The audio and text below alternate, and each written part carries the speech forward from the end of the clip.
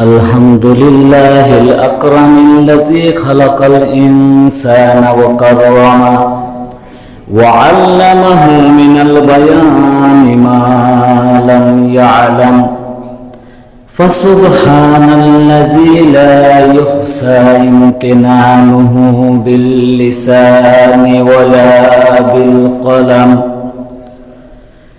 نشهد أن لا إله إلا الله وحده لا شريك له ونشهد أن سيدنا وحبيبنا وحبيب طبيبنا ومولانا وعولانا وسندنا محمدا عبده ورسوله الذي أرسله بالحق بشيرا ونذيرا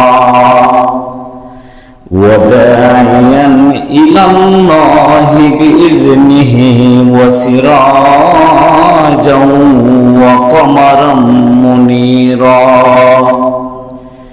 فقد قال الله تعالى في كلامه المجيد وفي فرقانه الحميد أعوذ بالله من الشيطان الرجيم بسم الله الرحمن الرحيم يا أيها الذين آمنوا اتقوا الله يا أيها الذين آمنوا اتقوا الله حق تقاته ولا تموتن إلا وأنتم مسلمون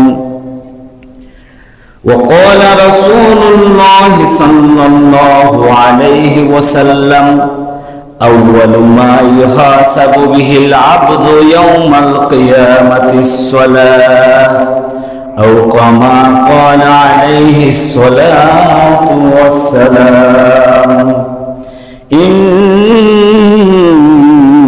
الله وملائكته يصلون على النبي يا أيها الذين آمنوا صلوا عليه وسلموا تسليما اللهم صل على سيدنا مولانا وعلى آل سيدنا مولانا محمد محبت شهید করেন اللهم صل على مولانا محمد وعلى آل سيدنا مولانا محمد محبت شهید করেন بلغ العلا بكماله كشف الدجى بجماله حسنت جميع خصاله صلوا عليه وآله سراج الملة فريد عالم दिलबार मौला हो शरीफुल अंबिया ए नज़ुखा कुल अज़ियान दिगर हो बलगल उला बिकमालिही कशफत दुजा बिजमालिही हसनत जमीउ खिसालिही सल्लु আলহামদুলিল্লাহ সুম্মা আলহামদুলিল্লাহ। মহান আল্লাহ পাকের অশেষ রহমতে সপ্তাহের বরকতময় দিন পবিত্র জুমআর দিনে জুমার নামাজের পূর্বে মুয়াজ্জিনের আল্লাহর পক্ষ থেকে মুয়াজ্জিনের হাইয়া আলাস সালাহ হাইয়া আলাল ফালাহ ডাকে সাড়া দিয়ে নামাজের পূর্বে আমাদেরকে আল্লাহ পাক কিছু কথা আমলের নিয়তে বলার জন্য এবং কিছু কথা সির্ফ আমলের জন্য শোনার জন্য, আমলের নিয়তে শোনার জন্য তৌফিক দান করছেন। এই জন্য আমরা সৌভাগ্যবান হিসাবে একটু কালিমাতুশ শুকর আদায় করি। সকলে জোরে সোরে বলি আলহামদুলিল্লাহ। আল্লাহ পাক আমাদেরকে সৃষ্টি করেছেন, মুসলমানের ঘরে সৃষ্টি করেছেন। কাফের বেদিন মুশরিকের ঘরেও জন্ম দিতে পারতেন, উনি দয়া করে মায়া করে আমাদেরকে মুসলমানের ঘরে জন্ম দিয়েছেন বিদায় আমরা আজকে মসজিদে আসছি। যদি না দিত ইহুদি নাসারা খ্রিস্টান হিন্দুর ঘরে জন্ম দিত, ওইখান থেকে আমাদের ধর্ম গ্রহণ করা আমাদের জন্য অনেক কঠিন ছিল। তার চেয়ে বড় যে জিনিসটা সেটা হচ্ছে আল্লাহ রাব্বুল আলামিন আমাদেরকে আখিরি জামানা কিয়ামতের পূর্ব যুগে শেষ নবীর উম্মত, যে নবী পেট ভরে খাননি, রাত্রি ভরে ঘুমাননি, উম্মতে উম্মতে বলে পূর্বেও কেটেছে, আজও কাটছে, কাল কিয়ামতের মাঠে কাটবে। ওয়াইজ জাআ ইয়াউমাল কিয়ামাতি কারিবা, যখন কিয়ামত সন্নিহিত হবে, ওয়াইজ জাআ ইয়াউমাল কিয়ামাতি কারিবা আল হাকিমু রাব্বুন জালিলুন, যেখানে আল্লাহ পাক নিজে হাকিম হয়ে বসবেন, ওয়াহিদুল কাহ্হার নাম ধারণ করে সিংহাসনে বসবেন, বিচারের সিংহাসনে বসবেন। ইয়াকুলু আনা ইয়াকুলু আনতুম, আমি আপনি, ওয়া ইয়াকুলু শাফিউল মুজরিমিন আনিসুল গারিবিন নূরে মুজাসসাম তাজদারে মদিনা আহমদ মুস্তাফা মুহাম্মদ মুস্তাফা সাল্লাল্লাহু আলাইহি ওয়াসাল্লাম, উনি একমাত্র। উইদাউট মুহাম্মদ রাসূলুল্লাহ সাল্লাল্লাহু আলাইহি সাল্লাম বলবেন উম্মতি উম্মতি উম্মতি। সেখানে আদম নবী থেকে শুরু করে প্রত্যেক নবী রাসূলগণ সাহাবায়ে কেরাম আমি আপনি সকালে নিজের ইয়া নাফসি ইয়া নাফসি, নিজেকে হে আল্লাহ আমাকে বাঁচাও, আমার কি হবে আমার কি হবে এটা নিয়ে ভাববো। আমি আমার সন্তানকে নিয়ে ভাববো না, আমি আমার স্ত্রীকে নিয়ে ভাববো না, আমার বাবাকে নিয়ে ভাববো না, আমার মেয়েকে নিয়ে ভাববো না, আমার ছেলেকে নিয়ে ভাববো না, আমি কেবলমাত্র নাফসি নাফসি করবো। সেই দিনও আপনি আমার নবী উম্মতি উম্মতি বলে ডাকবে একমাত্র হাসরের ময়দান। কথা ঠিক কিনা বলেন? এই নবীর উম্মত হয়ে আমরা কি গর্ববোধ করতে পারি না? হ্যাঁ, এই নবী কি যুগের নবী, কালের নবী, সময়ের নবী? না। আদম আলাইহিস সালাম একটা যুগের নবী ছিলেন, ঈসা আলাইহিস সালাম একটা যুগের নবী ছিলেন, নূহ আলাইহিস সালাম একটা যুগের নবী ছিলেন, দাউদ আলাইহিস সালাম একটা যুগের নবী ছিলেন, মুসা আলাইহিস সালাম একটা যুগের নবী ছিলেন। আমার আপনার নবী কোন যুগের নবী নয়, কোন কালের নবী নয়, কোন সময়ের নবী নয়, কোন গোত্রের নবী নয়। আমার আপনার নবী রাহমাতাল লিল আলামিন, উনি হচ্ছেন বিশ্ব নবী। পূর্বে নবী ছিলেন, আজও নবী আছেন, কাল কিয়ামতের মাঠেও তিনি নবী থাকবেন। কথা বলেন ঠিক কিনা? সম্মানিত মুসল্লিয়ানে কেরাম, আসলে আজকের একটা দিন, শুক্রবারের একদিন, আমার শ্রদ্ধেয় বড় ভাই মাওলানা কারি হাদিউল ইসলাম সাহেব আমাকে গত রাত্রে ফোন দিয়েছেন 9টার দিকে, আপনাদের এই মসজিদে আসছি। আসলে এই মসজিদে আমিও গত 1.5 বছর আগে একদিন ইসলাহি মাহফিল একদিন বয়ান করছিলাম, সম্ভবত মাগরিবের পরে। আমার বাড়ি শ্রীপুরে, আমার বাড়ি বাংলাটি মাদ্রাসায়, যারা মুরব্বীরা রয়েছেন বাংলাটি আলিয়া মাদ্রাসা চেনেন না, আলিয়া মাদ্রাসার পাশে। আমার বাবা বাংলাটি মাদ্রাসার প্রাক্তন মুহাদ্দিস সাইকুল হাদিস মুফতি রিয়াজউদ্দিন আহমেদ, উনি যারা আলিয়া মাদ্রাসায় বসেন চিনার আমার বাবাকে চিনার কথা, উনি আমার বাবা। তো যাই হোক, হাদিউল ভাই বলছেন আমি আপনাদের সম্মুখে আসছি অল্প কিছু কথা বলার নিয়তে, যা বলবো তা আমলের নিয়তে বলবো, আর আপনারা যা শুনবেন আমলের নিয়তে শুনতে হবে, নাকি না শুধু শুনে একটু মজা নিলেন, মজা না। হুজুর তো খুব ভালো কথা বলছে, মজার মজার কথা বলছে, হুজুর তো ইতিহাস বলছে খুব সুন্দর, বদর উহুদ খন্দকের ইতিহাস বলছে, আমরা কান্নাকাটি করছি, এরকমটা হয়েছে। হ্যাঁ, খুব ভালো। হুজুর কিছু হাসের, কিছু গল্প গুজব করছে, কিছুক্ষণ হাসছি। হুজুর খুব ইন্টারেস্ট হুজুর, হ্যাঁ ইন্টারেস্টিং হুজুর, নাকি? এই জন্য না, শুনতে হবে একমাত্র আমলের নিয়তে। আমি সবসময় বলি, আল্লাহ তুমি আমাকে এমন কথা মুখ দিয়ে বলেন না যা আমি আমল করি না, এমন কথা বলিও না যা তুমি আমল করো না। এরকম কথা বললে কাল কিয়ামতের মাঠে ওই সমস্ত বলনেওয়ালাদের জিহ্বা আগুনের কাছে দ্বারা কাটা হবে। নাউজুবিল্লাহ মিন যালিক। তো এই জন্য যা কিছু বলতে হবে আমলের নিয়তে বলতে হবে, নিজে আমল করতে হবে, এবং যা কিছু শুনবেন আমলের নিয়তে শুনতে হবে, যে আমি আমল করব এই নিয়তে। ওয়াজকে বাসায় নিয়ে যেতে হবে। সম্মানিত দিনী ভাই, আমি আপনাদের সম্মুখে কোরআনে পাক থেকে একটা আয়াত তেলাওয়াত করছি। ইয়া আইয়ুহাল্লাযীনা আমানুত্তাকুল্লাহা হাক্কা তুকাতিহি ওয়া লা তামুতুন্না ইল্লা ওয়া আনতুম মুসলিমুন। আমার আল্লাহ রাব্বুল আলামিন বলেন, ইয়া আইয়ুহাল্লাযীনা আমানুত্তাকুল্লাহ, হে ঈমানদারগণ তোমরা ভয় করো। ইয়া আইয়ুহাল্লাযীনা আমানুত্তাকুল্লাহা হাক্কা তুকাতিহি ওয়া লা তামুতুন্না ইল্লা ওয়া আনতুম মুসলিমুন। হে ঈমানদারগণ তোমরা আমাকে ভয় করো, হে ঈমানদারগণ তোমরা আমাকে ভয় করো, হাক্কা তুকাতিহি ভয় করার মতো, ওয়ালা তামুতুন্না তোমরা মৃত্যু বরণ করিও না, মৃত্যুর যাত্রা করিও না, ইহকাল থেকে পরকালে প্রবেশ করো না, ইল্লা ওয়া আনতুম মুসলিমুন, যতক্ষণ পর্যন্ত তোমরা মুসলমান না হবে। এখন আপনাদের প্রশ্ন থাকবে, ইয়া আইয়ুহাল্লাযীনা আমানু, হে ঈমানদারগণ, কাদেরকে ডাকছে? ঈমানদারদেরকে ডাকছে।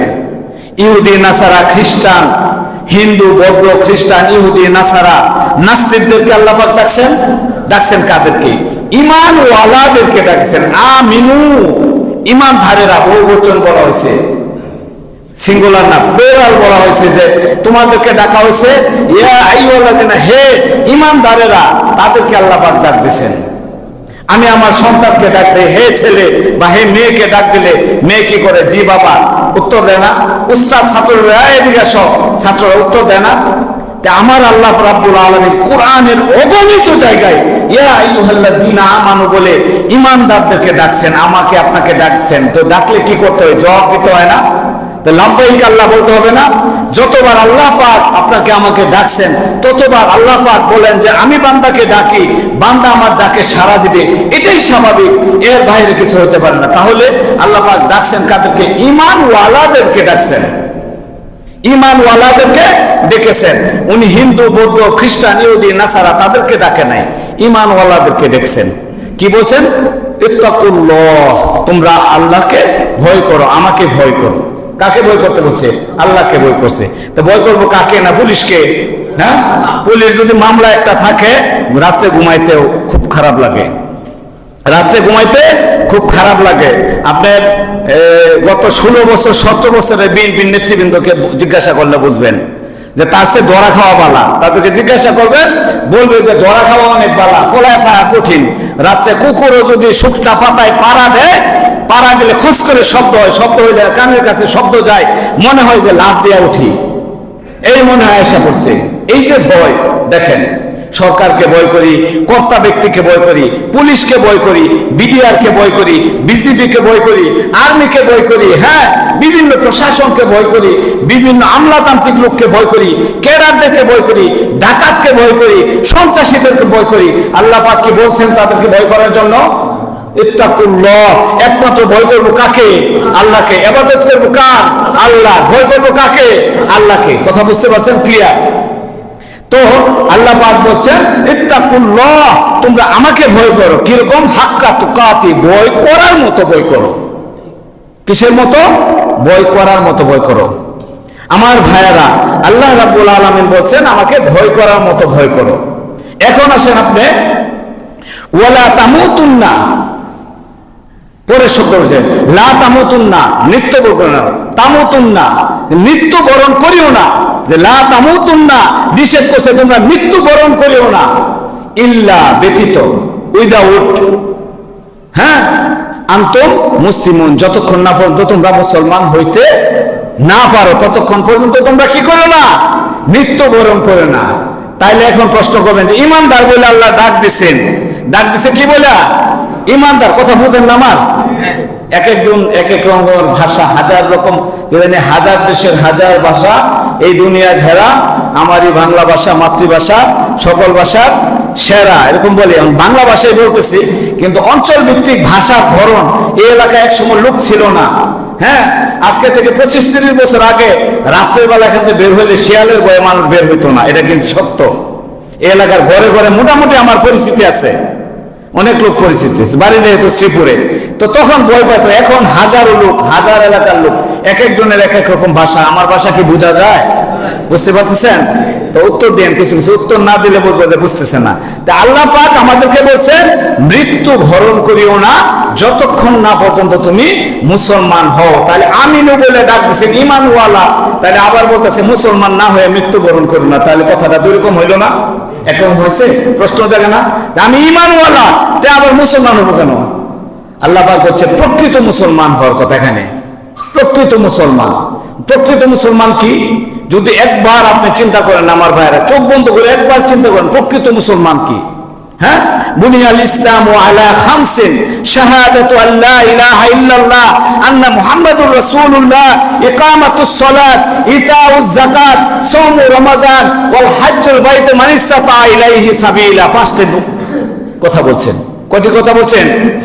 বুনিয়াদ কয়টি? পাঁচটি। এই পাঁচটি আপনি পালন করেন, ইসলাম আপনি এ করছেন। হ্যাঁ, কমপ্লিটলি কোড অফ লাইফ বলা হয়েছে ইসলামকে, যে পরিপূর্ণ জীবন বিধান বলা হয়েছে। এটা পরিপূর্ণ জীবন বিধান হিসাবে আপনাকে কায়েম করতে হলে প্রথম পাঁচটি স্তম্ভের উপরে আপনাকে দাঁড়াইতে হবে। এই জন্য আল্লাহ পাক বলছেন যে তোমরা মুসলমান হও না এখনো। মুসলমান তো খুব সহজেই ফেসবুক, ইউটিউব, টুইটারে আপনার নক করলে দেখবেন লাল এরকম পেজ দিচ্ছে, লাল নীল সবুজ এরকম পেজটা লিখছে যে ব্যক্তি একবার লা ইলাহা ইল্লাল্লাহ বলছে সেই জান্নাতে যাবে। নিচে কমেন্টসে লিখুন আলহামদুলিল্লাহ, লেখে না এরকম? আমরাও নিচে লিখি আলহামদুলিল্লাহ। এই আলহামদুলিল্লাহ দ্বারা কি ফয়সালা হবে? হ্যাঁ হ্যাঁ, আল্লাহ পাক বলছেন যে ব্যক্তি একবার লা ইলাহা ইল্লাল্লাহ বলছে, হ্যাঁ, সে ব্যক্তি বলছে যে তুফলিহুন, বলছে যে সে সফল কাম হয়েছে, সে জান্নাতে যাবে। এই যে আপনি আলহামদুলিল্লাহ করে বসে দিলেন, এটা কি শেষ আমার ভাইয়েরা? এটা শেষ না আমার ভাইয়েরা। আমার ভাইয়েরা এখানে অনেক কথা রয়ে গেছে।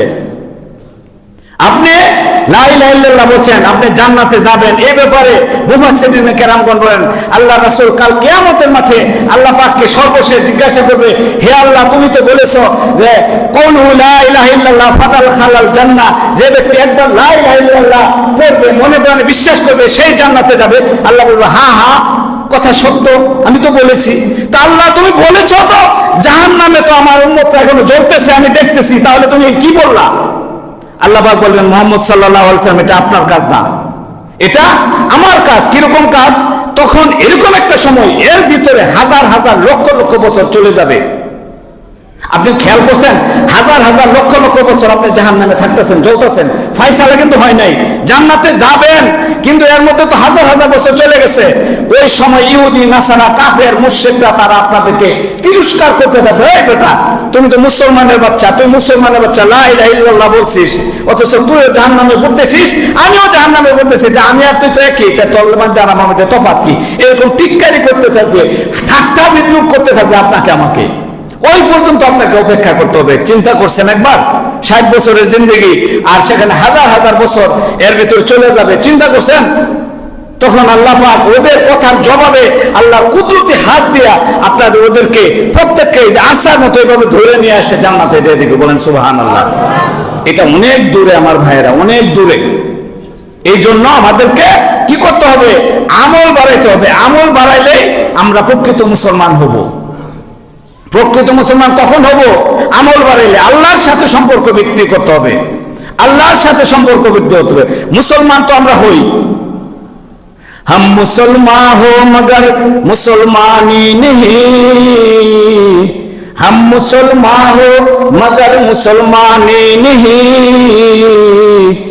हम मोमिन हो मगर आमल कामिल नहीं, हम मोमिन हो मगर আমল কামিল नहीं।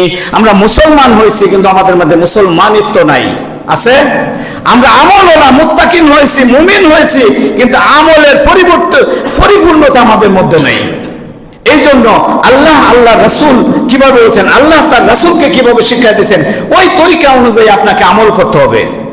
আল্লাহর সাথে মহব্বত করতে হবে, আল্লাহর সাথে কি করতে হবে? এই জেট লাগাইতে হবে আল্লাহর কাছে, মালিকের সাথে। জেট কার সাথে লাগাইতে হবে? মালিকের সাথে। মালিক যেভাবে বলছেন সেভাবে আমাদের চলতে হবে এবং রাসূলের তরিকা অনুযায়ী চলতে হবে। মালিককে ভালোবাসতে হবে। মালিককে ভালোবাসতে হবে। তো এই জন্য ভাইরা আমার, আমাদেরকে আমলের পরিপূর্ণতা, যত সম্ভব আমলের পরিপূর্ণতা কি করতে হবে, বাড়াইতে হবে আমাদের জন্য। এরপরে আমি একটা হাদিস করেছি অল্প সময়, আসলে জুমার আলোচনাটা হচ্ছে একটা সিরিজ আলোচনা। এই আলোচনা কিন্তু একদিন একজন লোক আপনারা কোন ধরনের আলোচনা পছন্দ করেন, কোন ধরনের কথা বললে আপনারা হেদায়েত দেবেন, এটা আমি বুঝি না। কিন্তু হঠাৎ করে আসছে, আমি আপনাদেরকে কি বলবো, এটা সিরিজ আলোচনা। সিরিজ দেখে না আপনাদের মা বোনেরা, বাসায় দেখবেন সিরিজ খুব বেশি দেখে। বাংলাদেশের সিরিজ অনেক ভালো, কিন্তু ভারতের সিরিজ গুলায় আমাদের মা বোনদেরকে নষ্ট করে দিচ্ছে। আমাদের মা বোনরা আপনি মানে বাঁচতেছে, বছরের পর বছর চলে গেছে, এলাকাতে 2-4-5 জন মারা যাবে, কিন্তু সিরিজ আর শেষ হবে না। মা বোনেরা সন্ধ্যার পর থেকে শুরু করে রাত্রে 12টা, এর মধ্যে যদি 2-1টা মিস করে, পরের দিনের বেলা আবার এটা কাজা করার সুযোগ থাকে, ওরা এটা কাজা করে। এক পর্ব ছুটে গেলে পরের পর্ব না দেখলে বলে আর সুবিধা না, আগেরটা বুঝে না। জুমার আলোচনাটা, সাপ্তাহিক যে আলোচনাটা খতিব সাহেব আলোচনা করে, এটা একটা সিরিজ আলোচনার মতো। গতকালকে কোন পর্যন্ত আলোচনা করছে, এখান থেকে আজকে শুরু করলে ভালো হয়। আমি হুট করে আসলে আপনাদেরকে কতটুকু দিতে পারবো এটা জানি না, তবে আমি একটা নিয়ত করছি। নিয়তটা হচ্ছে আমার একটা কথার দ্বারা, কোনো একটা কথার দ্বারা যদি আপনাদের দিলে ঢুকে যায়, মানুষ কখন হেদায়েত হয় একমাত্র জানেন কে? আল্লাহ। কোন কথার দ্বারা মানুষ হেদায়েত হয় এটা আপনি জানেন না। এখানে আমারে যারা চেনেন তারা আমাকে চিনবেন। হুট করে মানুষ পরিবর্তন হয়ে যায় না? আবার সারা রাত ওয়াজ শুনতেছে, ঘন্টার পর ঘন্টা ওয়াজ শুনতেছে। বক্তা একটা 1 লাখ টাকা দানছে, হেলিকপ্টার ভাড়া 1 লাখ, খরচ আরো 1 লাখ, 3 লাখ টাকা খরচ করছেন। পরের দিন তোমার ফজরের নামাজে, প্রকৃত জামাতের নামাজ কারা পড়ে? ফজরের সময় না? ওরা 3 কাতার হয় অন্য দিন, আর ওই দিন ফজরের সময় দেখবেন ওয়াজের পরের দিন 1 কাতার হয়। ফজরের পরে কয় কাতার হয়? 1 কাতার। তার মানে মুসল্লি কি করে যা? কমে যা না? এই ওয়াজের দ্বারা কোন ফায়দা আছে? ফায়দা নাই। সেহেতু কথা একটা শুনেন, কম খান ভালো খান, হ্যাঁ, কম খান বিশুদ্ধ খান, কম খান ভিটামিনযুক্ত খাবার খান, কম খান পুষ্টিযুক্ত খাবার খান। এতে পেটের জন্য ভালো, শরীরের জন্য ভালো, স্বাস্থ্যের জন্য ভালো। কথা ঠিক কিনা? বেশি খাইলেন, খুব বেশি খাইলেন। আজকের কোন লোক না খেয়ে মারা যায়, খায়া মারা যায়, খাইতে খাইতে মারা যায়। বেশি খাইয়া ফেলছে, পেটের সমস্যা, গ্যাস হয়ে মারা গেছে। কথা ঠিক কিনা বলেন? এই জন্য যা করব আমল, সঠিক আমল করবো এবং ঠিকঠাক আমল করতে হবে। আল্লাহ এবং তার রাসূলের তরিকা অনুযায়ী আমল করতে হবে। সম্মানিত দিনী ভাই, আমি যে কথাটি পরে একটা হাদিস, পরে আমি আপনার একটি হাদিস বলেছি। হাদিসটি হচ্ছে যে আউয়ালু মা ইউহাসাবু বিল আবদ ইয়াউমাল কিয়ামাতিস সালাত, যে কিয়ামতের মাঠে আপনাদের সর্বপ্রথম যে হিসাবটা করবে, সেই হিসাব মানুষের যে হিসাব হবে, এটা হচ্ছে নামাজ। নামাজ সম্পর্কে আপনারা হিসাব নেবে সর্বপ্রথম হিসাব হিসাব নামাজের হিসাব। তো নামাজের হিসাব আপনাদেরকে সর্বপ্রথম নেবে। এখন নামাজের ব্যাপারে আমরা তো সচেতন না অচেতন? বলেন, সচেতন না অচেতন? অচেতন। নামাজের ব্যাপারে আমরা অচেতন। নামাজের ব্যাপারে কালিমা কওলে লা ইলাহা ইল্লাল্লাহ বলছি, শাহাদাতু আল্লা ইলাহা ইল্লাল্লাহ, আমরা যখন সাক্ষ্য দিয়েছি যে আমি ঈমান আনয়ন করেছি মুহাম্মদ সাল্লাল্লাহু আলাইহি ওয়াসাল্লাম আল্লাহর রাসূল, এটা স্বীকৃতির পরে হচ্ছে ইকামাতুস সালাত, নামাজকে কায়েম করতে হবে। নামাজ কায়েম করতে হবে মানে নামাজকে কি করতে হবে? প্রতিষ্ঠা করতে হবে। এখন একদম লোক বলেছে যে নামাজ প্রতিষ্ঠা করতে বলছে, পড়তে বলছে না। এখন নিজে না পেরে কি প্রতিষ্ঠা করা সম্ভব? তার জন্য আগে আপনাকে নামাজ পড়তে হবে। প্রথমে নামাজ নিজে পড়তে হবে, পরে পড়ার জন্য আরেকজনকে কি করতে হবে? বলতে হবে। কথা ঠিক কিনা? এই জন্য আমরা নামাজের প্রতি সর্বপ্রথম আমাদের ওয়াকিফ হাল হইতে হবে। 5 ওয়াক্ত নামাজের শর্ত ফরজ।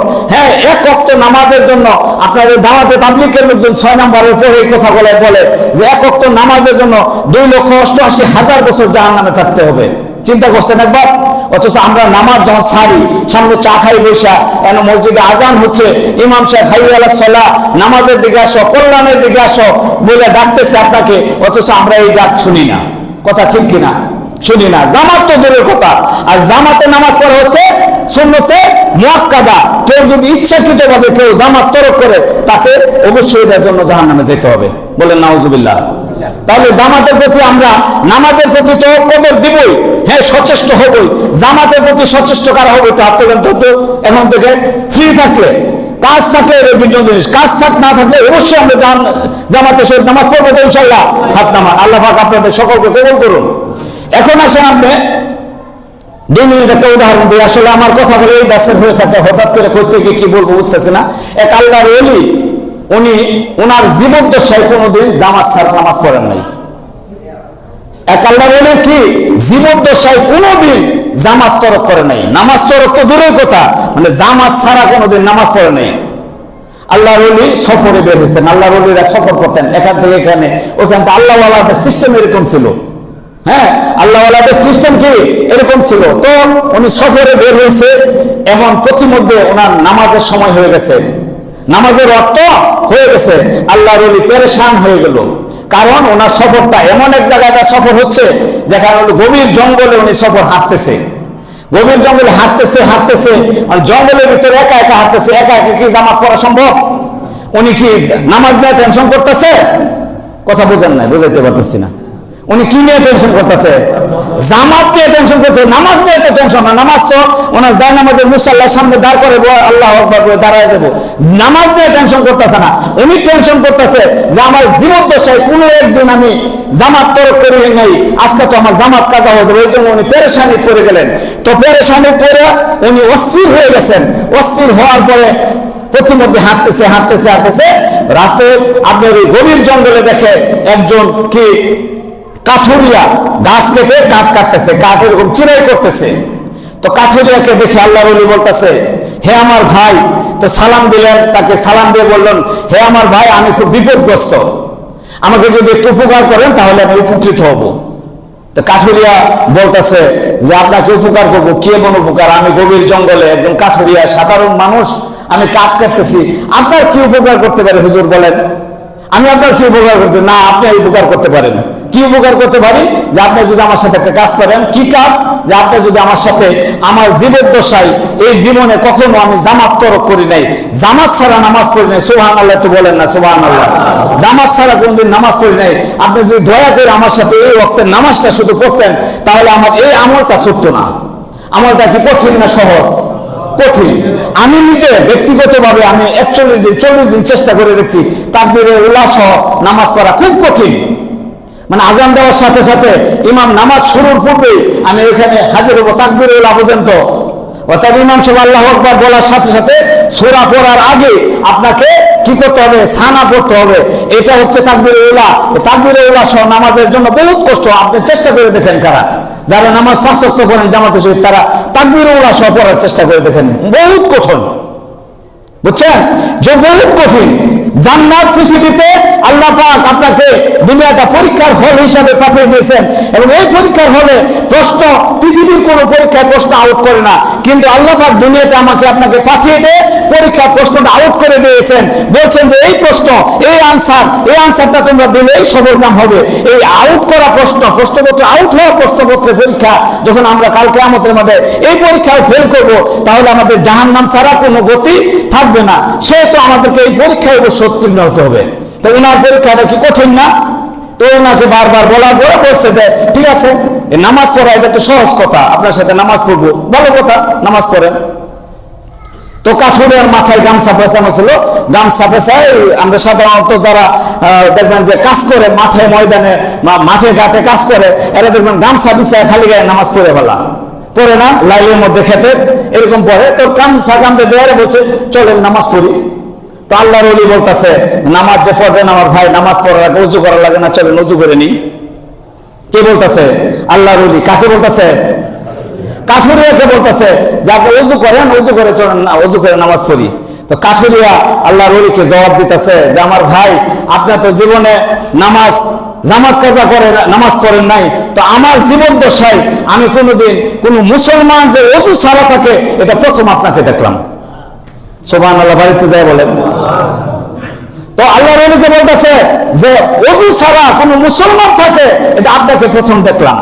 তো দেখার পরে আল্লাহর ওলি তো লজ্জায় পড়ে গেছে, যে আরে আমি কি আমল করি আর এই লোক বলে কোনোদিন ওযু ছাড়া থাকে না। প্রকৃত মুমিন সেই যে আমাদের ওযু ছাড়া থাকতে পারে না। ওযু ছাড়া নাপাক অবস্থা থাকবো কেন? ওযু তাৎক্ষণিক না, আমরা যখন আমাদের ওযু ভাঙবে, ওযু ভাঙার সাথে সাথে আমরা ওযু করে ফেলবো, এটাই নিয়ম, কিন্তু আমরা এটা করি না। রাত্রে আমাদের উপর গোসল ফরজ হয়ে গেছে, সকালে সূর্য উঠবে, রৌদ্র উঠবে, পরে পানি গরম করবো, পরে গোসল করবো, এটার জন্য বসে রয়েছে। অথচ এই অবস্থায় নাপাক অবস্থায় যদি আপনার জান কবজ হয়, আপনি মারা যান, চিন্তা করছেন রহমতের ফেরেশতা আপনার কাছে আসবে? হ্যাঁ, রাত্রে থেকে ফরজ গোসলের জন্য সকালে বসে রয়েছেন। এই জন্য ওই টাইম পবিত্র থাকা হলো মুমিনের ধর্ম। কথা ঠিক কিনা বলেন? তো ওনাকে কথা বলার সাথে সাথে লজ্জায় করে উনি উজু করলেন। উজু করে তো কাঠুরিয়াকে বুঝতে পারছে যে ওনার আমল তো আরো অনেক উপরে, বললো যে ভাই আপনি নামাজ পড়ান। তো ওনাকে নামাজ পড়ানোর পরে উনি বলছে যে কি তুমি কি কর, আমি নামাজ পড়াবো কিন্তু কোনো প্রশ্ন করতে পারবেন না। অতঃপর সে কাঠুরিয়া নামাজে দাঁড়াইছে। তো নামাজে দাঁড়ানোর পরে রুকুতে যা ওনার আর কোনো খবর নেই, খোঁজ নাই। এই যে রুকুতে গেছে খবর নেই, অনেক পরে উঠছে, সেজদাতে গেছে, সেজদাত গেছে তো গেছে, আর ওঠার নাম নাই। এরকম ভাবে নামাজ অনেক কষ্ট করে আল্লাহর ওলি সফরের আছে চলে যাবে, কিন্তু নামাজে তো দেরি হইতেছে, তার কাছে একটু বিরক্ত বোধ হচ্ছে, কিন্তু সে খুব কষ্ট করে নামাজও ছাড়তে পারে না। এমত অবস্থায় উনি নামাজ শেষ করলেন যে প্রশ্ন তো করবো না, আপনাকে একটা প্রশ্ন করি, উত্তর দেন, আমি চলে যাব। প্রশ্নটা কি? যেন রুকু এবং সেজদা এতক্ষণ দেরি করছেন কেন, কি করছেন? তো সেই কাঠুরিয়া বলল যে আমি রুকু এবং সেজদায় ততক্ষণ পর্যন্ত ছিলাম যতক্ষণ পর্যন্ত আমার মালিকের পক্ষ থেকে সাড়া না আসছে যে তোমার রুকু এবং সেজদাকে কবুল করা হয়েছে, ততক্ষণ এই শব্দ আমার কানে না আসছে, ততক্ষণ পর্যন্ত রুকু এবং সেজদা থেকে আমি উঠে নেই। বলেন সুবহানাল্লাহ। তাদের আমল, হ্যাঁ, তাদের আমল আর আমার আমল, তাদের সংযোগ কার সাথে ছিল?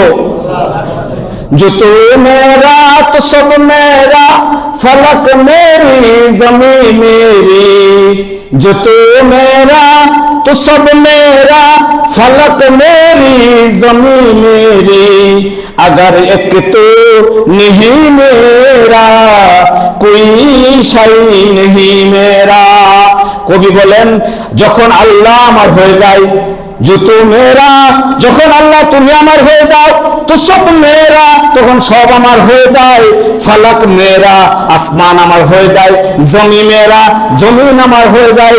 আগার এক তো নিহি মেরা, যখন আল্লাহ তুমি আমার হও না, কোই শাই নিহি মেরা। যখন আল্লাহ তুমি আমার হয়ে যাও, সব আমার হয়ে যা, আসমান আমার হয়ে যা, জমিন আমার হয়ে যা, আসমান এবং জমিনের মাঝখানে যা কিছু আছে সব আমার হয়ে যা। যখন একমাত্র তুমি আমার হও না, তখন কিছুই আমার হয় না। ঠিক কিনা বলেন?